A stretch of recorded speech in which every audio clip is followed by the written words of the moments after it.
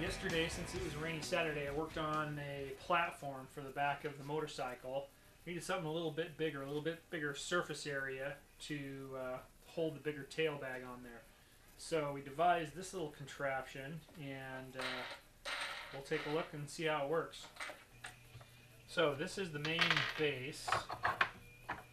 It sits on the back of the motorcycle, and I've routed out this section right here that sits right on the existing rack that's there. And then this piece goes underneath it, and we use these wing nuts to tighten it all down and make a nice stable platform. So then that will give us a surface area for a tail bag on the back, storage for clothing and stuff we need to get in all the time while we're on the road. Clothing, or riding clothes, camera gear, different things like that we're going to need all the time. And then on the seat behind me will be the two dry bags. Black one on the bottom acting as a tail, as a backrest, and the yellow one sitting on top of that. And that'll have the equipment that we don't need until we stop for the day. So that's the idea. Let's see how it goes together.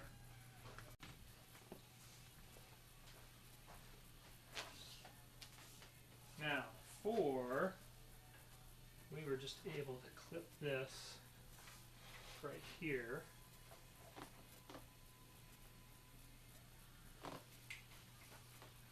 See how all this works now.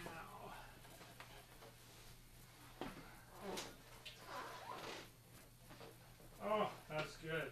That is good. So it's not up too high. It's not up much higher than my shoulders. So most of the wind, it's not going to create a bigger surface area. I think it's going to work great. Excited. Only 10 months to go. It's raining and cold outside, and we've got to wait till August of next year.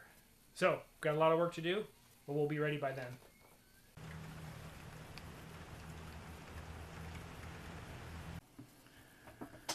Oh, it's practically the middle of the night on the day before Thanksgiving. I was just reviewing some maps and taking a look at the route and just seeing what else I could plan and work on. It's been raining for probably 5 or 6 days straight. The rivers are starting to overflow, and we were on a boil water alert at work today. So, things are kind of looking ugly. It's kind of a warm winter so far. Lots of rain, but the temperature is really pretty warm. But anyway, I'm just working on anything I can to get me through the dark and dreary days of winter. Looking forward to a time when I can go riding again and make some more preparations for the trip. Getting really excited about it. I find myself in the garage more tinkering with this and changing the oil, and tomorrow I'll probably change the coolant in it, and that should be done every 2 years. Just anything to tinker on with something and just stay busy and plan something for the trip. It's been a lot of fun. And I'm looking forward to it.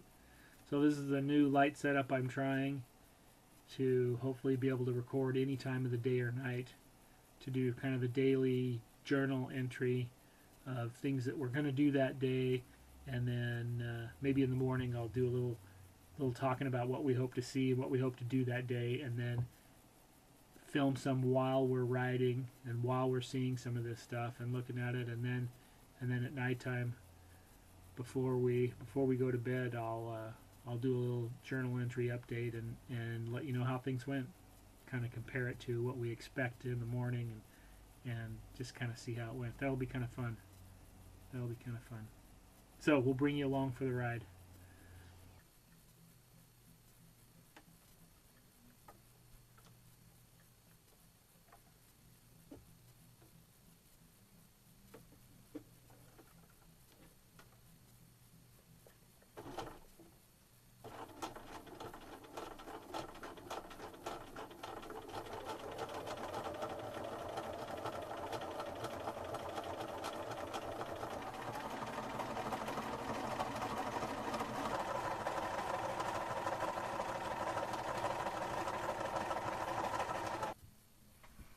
Don't tell Julie I was playing with her sewing machine.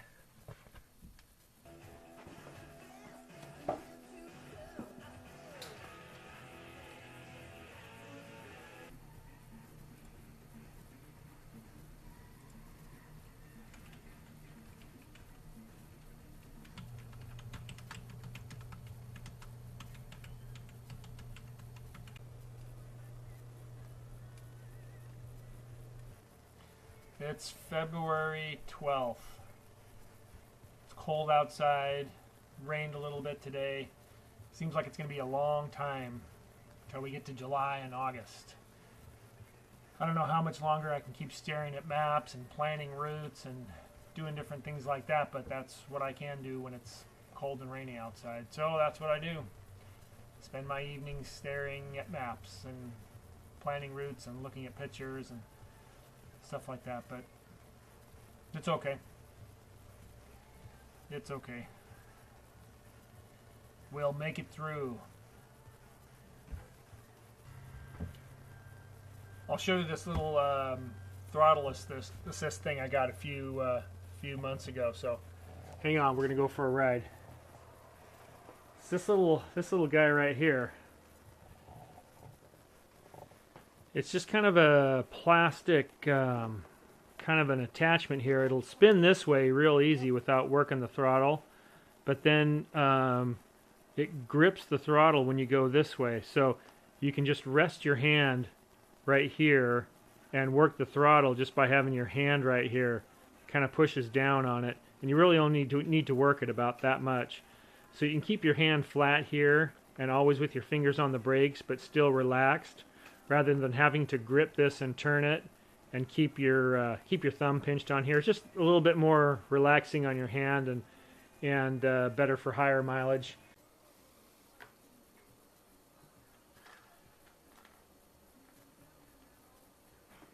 It is April 11th. Still have a few months before the trip. I'm trying to hook up this new wire that will go from the front of the handlebars all the way back underneath the gas tank along this frame bar right here and into the battery. So I'll be able to power my phone from the front end, as well as plug the bike in and trickle charge the battery while it's sitting here and not being ridden. So I think I got that wire in there okay now, and everything's positioned pretty good. I'm going to try putting the seat on and see if everything fits all right.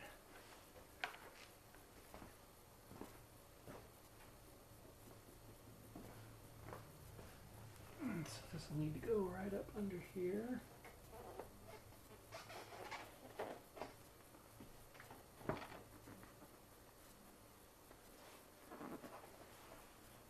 All right.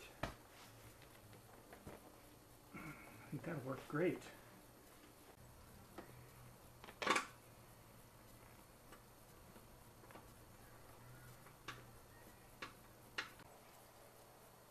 So the idea is ultimately to have this connector here that I can unplug and then plug this adapter in, Zoot Fresh. Then from there, I'll be able to run a USB cable here where the phone will be mounted. Zoot Fresh USB. Then got the phone mounted here, which will be able to bring up some maps. This one being my favorite. Plug in some destinations. It's in night mode right now, of course. Bring up some saved maps and do some navigation.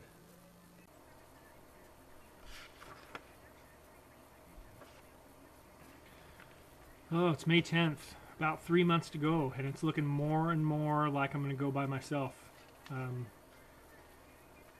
Haven't really heard anything from anybody else. Nobody's really making any plans, or I don't know, it just seems like with every passing day it's looking more and more likely that I'm going all by myself. So I've changed the route a little bit and made some reservations at some additional places on the way home and the way there. So I'll leave a day early and ride to Settle Lake and camp there for the night, and then do the rest all the way to Boise.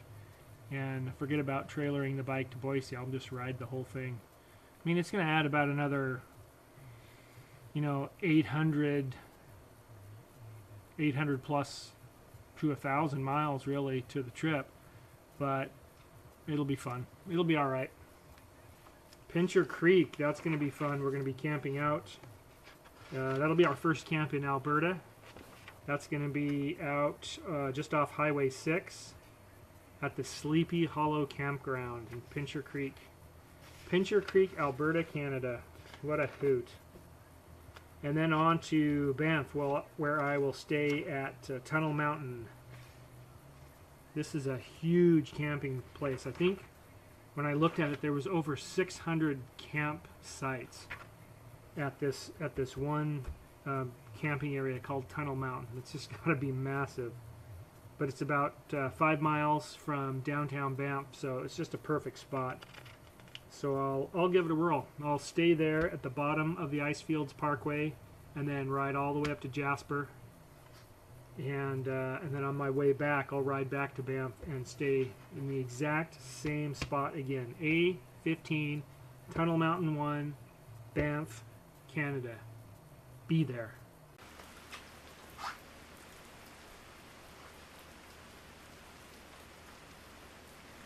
Well, just a few weeks to go before the trip. I hope the weather improves a little bit. Guess I better remember to pack all my rain gear.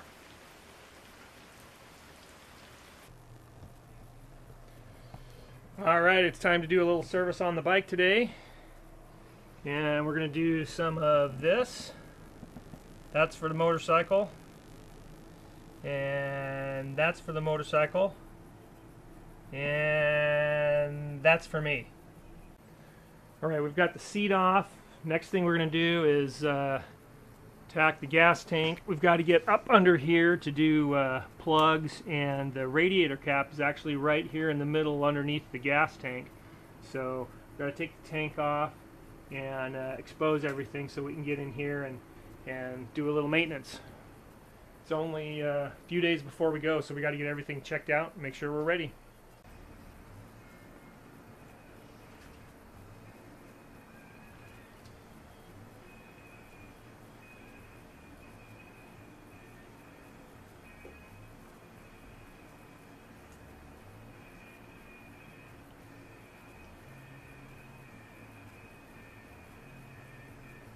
Alright, we got the tank off, we got the seat off, we're ready to change the coolant and then both spark plugs, and we'll drain the oil and check the final gear oil and hopefully be on our way.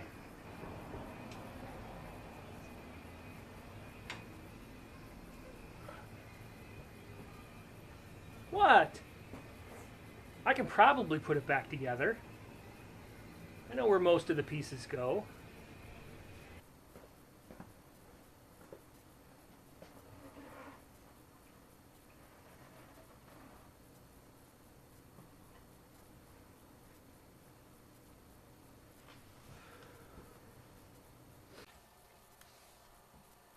I've got a couple of new camera mounts that will prove to be a lot better, I think. I was on this last trip I took through Oregon and Washington. I was getting a lot of camera footage that was really had some really bad vibrations in it and had some kind of like weird wavy lines when the engine hit certain RPMs and the vibrations were just right.